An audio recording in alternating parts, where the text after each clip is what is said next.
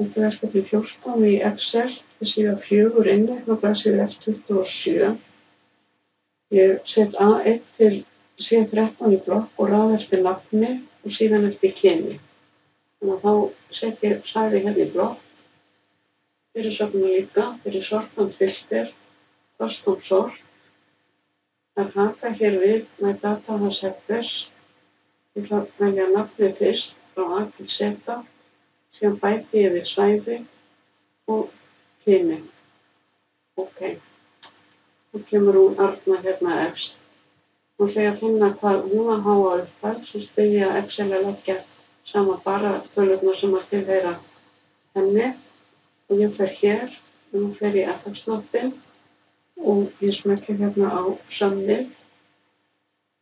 Ég dreg yfir nafnin hér, hít á F4, síðan fer ég hér, og hvaða nafn ætla ég að finna nafnið hennar Örnu.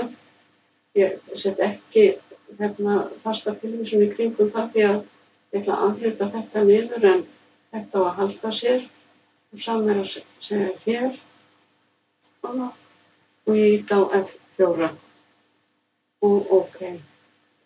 Þá er ég búin að leggja saman allar tölurnar sem tilheyra henni Önnu. Nú afrita ég þetta niður. Við sjáum að hún hækkar hérna E4, E5 og svo framvegis. Ég ætla að leggja þessar tölur saman og þá á ég að fá út sömu tölu og í C20. Ég ætla að vista. Nú ætla ég að finna hvað eru margir sem eiga yfir 500.000. Þá fer ég hér og nú finn ég fallið countið sem að telur eitthvað samkvæmt ákveðnu skilyrði. Ég dreg yfir svæðið hér og set hærra en merkið og skrifa 500.000. Ég þarf ekki að skrifa punkt á milli og það er því að merkið snúi rétt hérna, hærra en. Það eru 5 sem eiga yfir 500.000. En hvað eru margir sem eiga minna en eða jafnt og 300.000? Og þá förum við aftur í countið og við drögum yfir svæðið og nú er það minna en merkið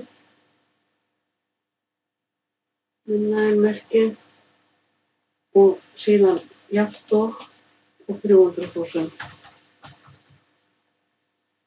Það eru margir á svæðinu F2 til F9 sem eiga minna en eða jafnt og 300.000. Og það eru 3. Sjáum það hér. Hérna er einn sem að hjóla á 300.000 þannig að hún er með í þessari tölu. 1, 2, 3. Og við vista.